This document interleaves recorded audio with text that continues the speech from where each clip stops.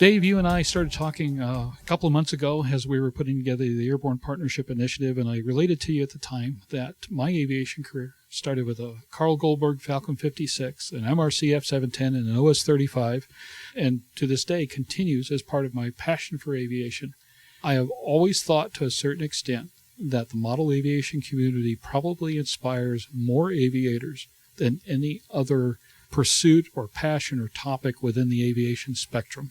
So imagine the responsibility you have for the future of aviation. My personal experience mirrors yours. I started modeling when I was a kid with my dad, something I've done all my life. And when the time came and I wanted to get involved in recreational general aviation, I did that. I reached out to members of my model airplane club for guidance and help. My instructor actually was a member of my model club, and took me to a 30-plus year career in full-scale aviation, and brought me eventually here to AMA. A lot of our members, frankly, when you look back over the years, members like Bert Rutan, Neil Armstrong, Hoot Gibson is our national ambassador, 5-time shuttle pilot and commander, all began their careers, and their interest in aviation was sparked by a model airplane.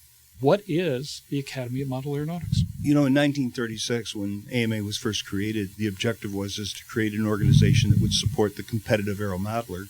And over the years, the organization has morphed into what we are today. And we really become an organization that is focused on ensuring that our members can continue to enjoy model aviation as they have in the past and hopefully will in the future. We've become much more an advocate for our members than we have in the past as the needs have changed. You know, today with the FAA regulatory issues in this new UAS enthusiast community, there's going to be a change. Aviation itself is changing, and AMA's had a change to keep up with that and remain relevant. Today, a lot of our focus is placed on advocating for our members to make sure that they can enjoy model aviation in the future much as they have in the past. What does AMA consist of today? Well, AMA has 175,000 members today, and we have an organized structure of clubs. There's 2,400 chartered clubs in the country. And one of the neat things about membership is that it creates this connection amongst our clubs and our members throughout the country. And there's just something about being able to share what you do, a passion for model aviation with others that share that same passion. Redbird Flight Simulations is dedicated to revolutionizing flight training by designing, manufacturing, and delivering affordable and innovative flight training technologies. Each Redbird device is designed to enhance the training experience for pilots of all levels, from student to ATP. Redbird is quickly becoming the industry standard for flight training. Since Redbird introduced its revolutionary FMX in 2007, colleges, universities, and flight training operations around the world have integrated Redbird products into their curriculum. It's time to discover what Redbird can do for you. Join the migration. General aviation, sport aviation has had a couple of really tough years. What's the health like of the model aviation community and the business? I think we're in for some bright years ahead. AMA's membership now, after a 9-year cycle of membership decline now, we're in our 3rd year of membership growth. Our AMA Expo out in California just concluded a couple of weeks ago, and it was the best expo we've had in probably the last decade or so. Exhibitors were up. Attendees were up. The general feel right now in the model aviation community is that things are looking good going forward. What is driving this growth?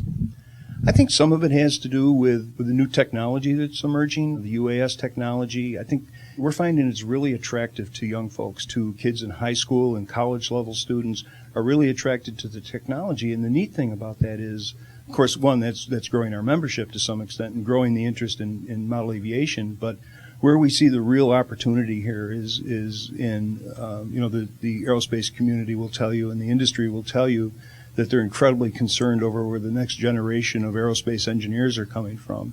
And from what we're seeing, those next engineers are coming from those that are getting involved with this new technology today. Well, we met one of those future engineers on the floor of eFest. If the example we observed in the case of R.J. Gritter and some of his compatriots is any indication, we're in really good shape. Well, I think so. You know, RJ is just a great example of a young model aviation enthusiast who has a terrific career in the future ahead of him. You know, he's a terrific modeler. He's going to represent the United States and AMA in Poland here in March, and one of our indoor precision aerobatic teams. He's studying to have a career in aerospace engineering, and he's just a perfect example of what we believe can come from the model aviation community when somebody has that spark that just ignites that interest. Rebuilding the sport aviation world one aviator at a time. That's A&N's new Aero Sports ebook series, your resource guide to the ultimate in aviation adventures. Aero Sport will feature the straight skinny on learning and enjoying 16 unique aviation sports, from ultralights and ballooning to aerobatics, gyroplanes and hang gliders to parachuting, home builds and general aviation to RC models. All this and more will be coming soon with the new updatable Aero Sport guide for your favorite electronic devices. Get your advance order in now at www.aero-sport.net. What kind of support packages do you provide the average AMA member? Well, as a member, of course, you receive our publication, which is Model Aviation Magazine, which has a tremendous amount of information in it that'll help you understand the activity. There's product reviews, educational feature articles, building construction articles.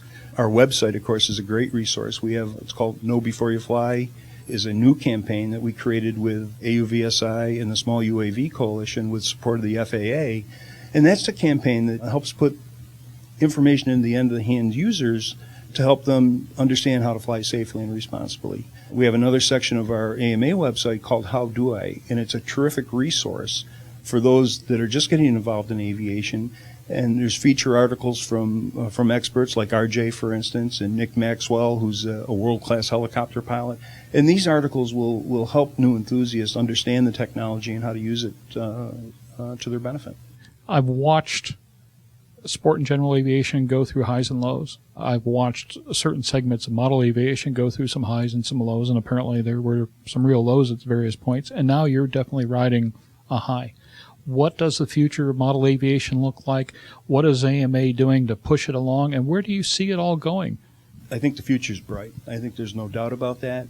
You know, there are some challenges ahead. You know, right now, as you know, we're working through some regulatory issues with the FAA as they work to get their arms around this new UAV community.